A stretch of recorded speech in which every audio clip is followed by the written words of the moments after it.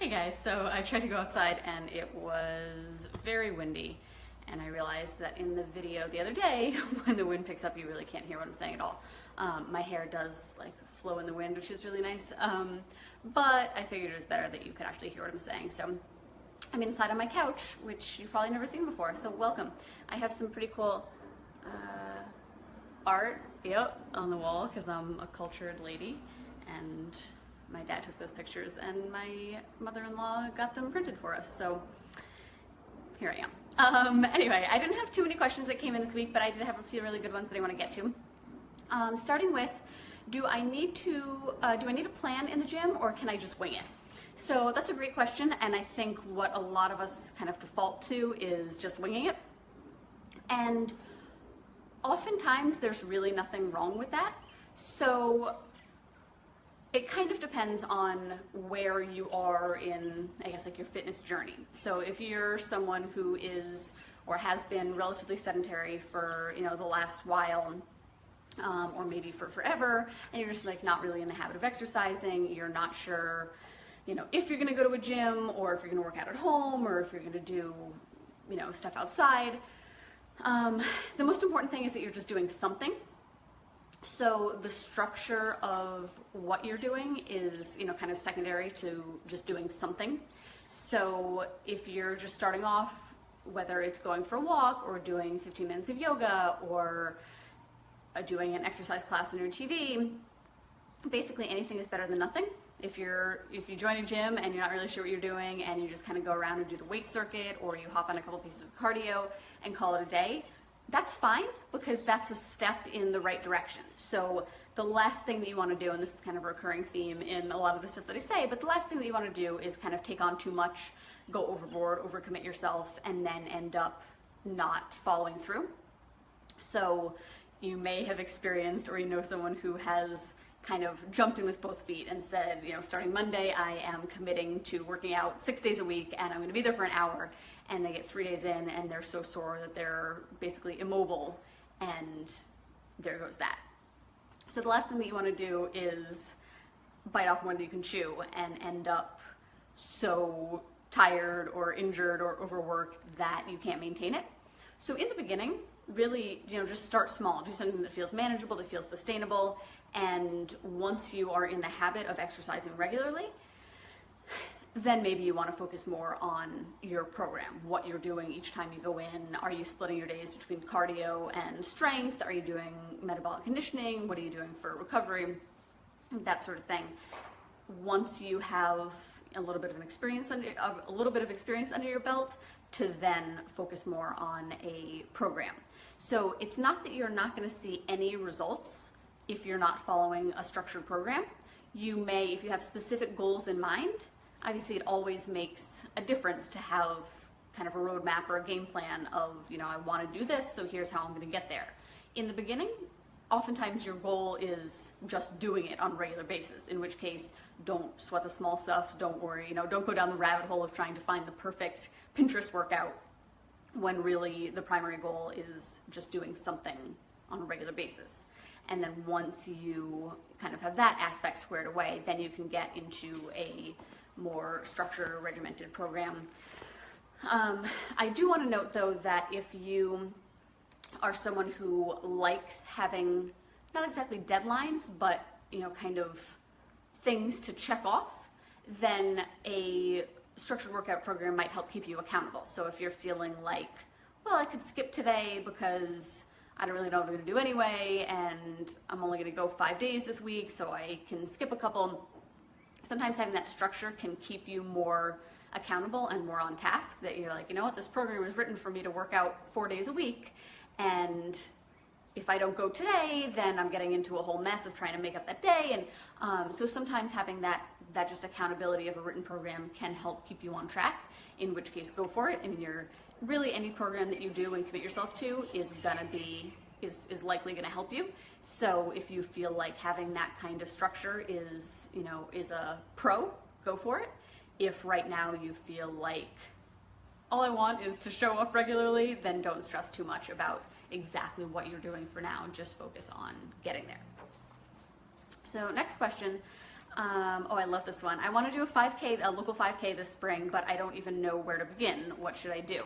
Love this. 5Ks are a great goal, especially if you're someone who enjoys walking or has been a runner or wants to get into running. It's a manageable distance. It's 3.1 miles, so it's something that even if you are, pretty deconditioned and sedentary, it's a manageable goal to work up to. So someone jogging that would finish in, roughly 30 minutes. Obviously that depends some.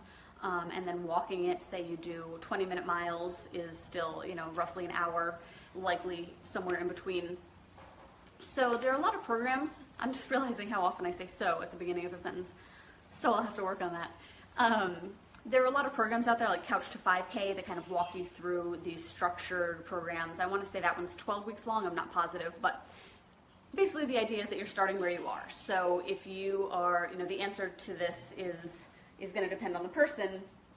Saying I don't even know where to begin sounds like you are probably not in running shape, or it's not something that you do on a regular basis. So I'm going to assume that this is like an actual couch to 5K type situation, in which case my suggestion for starting off would be to walk or run a 5K distance.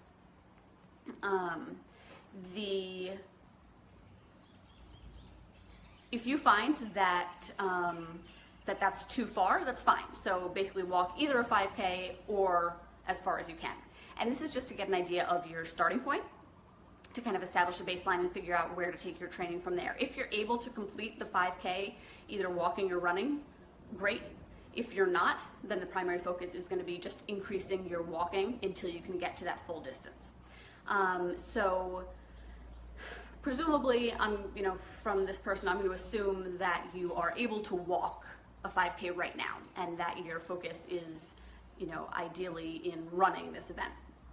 So in that case, I would start with intervals, and these can be, and it's kind of similar to the last question, these can be either as structured or as unstructured as you want. So some people will go out and say, I'm going to run from this telephone pole to the next one, and then I'm going to walk the next two. And then I'm going to run one more, and then I'm going to walk the next two. So that's kind of an environment-based interval. Or you can be more structured, and you can take a stopwatch or a timer with you, and you can say, I'm going to jog for 30 seconds, I'm going to walk for a minute. I'm going to jog for 30 seconds, I'm going to walk for a minute. Another way you could do these is kind of intuitive-based, or perception-based, I guess, and say, I'm going to jog until I can't, and then I'm going to walk until I feel ready to jog again, and then I'm going to repeat that. So a bunch of different ways that you can approach it, and the idea is that as you continue training, your jogging intervals are going to last longer, and or your rest intervals are going to be shorter. So that's kind of the big picture of what you would do. So say you go out and you're able to walk the whole 5K, great. Next time you train, say 2 days later, I think what makes the most sense, if you're trying to just like kind of be intuitive about this, be casual about it, it's recreational, there's no need to really stress, would be, okay, I'm gonna walk for a few minutes till I feel warmed up, and then I'm gonna slowly jog just for a little bit, and I'm gonna stop before I feel like I need to, and I'm gonna walk a little bit, and then I'm gonna run again, and just kind of keeping it casual like that. If you're someone who is more numbers-based and you want to treat it, especially that's assuming that you're running outside. If you're on a treadmill, it's a lot easier to do timed intervals because you're just staring at that screen the whole time, so you might as well time stuff. And then, like I said, you have some options for whether you want to increase how long you're running for, or if you want to decrease how long you're resting for. The end result is that you do more running, but it's kind of 6 one way, half a dozen the other. And then also to note that you don't need to be running, you shouldn't be running the entire 5K distance every time you train. So say you are going to work out for 15 minutes and you're going to do intervals of 30 seconds on, 30 seconds off. Any of the run training that you're doing is helping get you in better running shape for this event. So it doesn't need to be that every time you go out you do a full 5K, you're kind of working up to that distance. And then I would also want to note that ideally you're still doing some kind of strength training, some cross training in there, just to help strengthen your leg muscles and feel I guess, a little bit stronger when you're running. And then if this is a major increase in activity for you, make sure that you're stretching, maybe doing some yoga or something for recovery so that you're not feeling really tight in the hip flexors or in the shins, that sort of thing. But I think that's an awesome goal, so please keep us posted with how it goes. Maybe take a picture at the finish line. That would be awesome. And then the last one that came in is another great question. It says, I was doing really well and then life got in the way and now I'm right back where I started. How can I keep this from happening?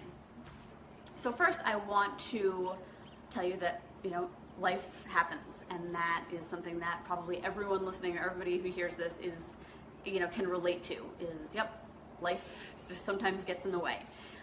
So that's normal. Don't be too hard on yourself that, things kind of came up. It doesn't mean that you're a failure. It means that you got a little bit waylaid and it's no big deal. And the biggest takeaway is that you are asking for help and that you're trying to figure out what you can do differently in the future so that this either doesn't happen or so that the end result is different. So one thing I want to touch on is building new habits is hard. I am the first person to admit that. And when something happens when you're in the process of building healthy habits that prevents them from getting cemented as habits, that can totally derail you. But something that I want to touch on is whether you were building those habits in the first place. And what I mean by that is, a lot of times when I hear a comment like this from someone, it's when they were engaging in a restrictive diet or kind of a short-term thing that basically said you need to be doing A, B, and C every single day or it's not going to work and it's failed. And those are the kind of things that when something unexpected pops up, it's very hard to maintain. Say this is an exaggeration, but say you're doing a diet that is 2 shakes a day in 1 meal, and it has to be these very specific shakes, and then a big snowstorm hits and your FedEx guy got backed up and you ran out of your shakes and you didn't have them for 3 days, and then it turned into like this binge fest because if you're not drinking the shakes, then you've messed everything up. Oftentimes when we get totally sidelined like this, it's because we were not focusing on the right things in the first place. Your focus should be on those habits, like I said, and behaviors that you can engage in no matter what. And like I said, I know that habits are vulnerable in the beginning, and sometimes this does just happen. But for example, if you are focusing on eating slowly, on being mindful of your fullness and trying to stop before you get too full, you can do those no matter what is happening in your life. And again, I know, easier said than done. If you're, God forbid, hanging out at a hospital with a sick family member, those things are probably not at top of mind, but those are things that you can do anywhere, no matter the circumstances. So that's just something I want to address to think about going forward is, is what I'm doing sustainable if life gets in the way? Because it should be. And the idea is that you are changing your lifestyle to be one of a fit and healthy and active person, and you are that person regardless of what's going on in your life. So I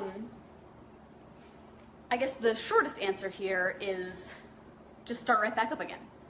Just pick up your healthy habits where you left off. If you've been trying to get in lean protein in all your meals, if you're trying to make sure that you're getting at least a serving of veggies every meal, if you're working in smart carbs and healthy fats, just get right back into that. Make sure that you make a grocery list, go to the grocery store, have the foods on hand that you need to be successful, and basically just don't draw this out any longer than it needs to be. I don't know, you didn't specify how long you kind of fell off track, but it doesn't matter. Don't make it longer by stalling or kind of wallowing in this I messed up thing.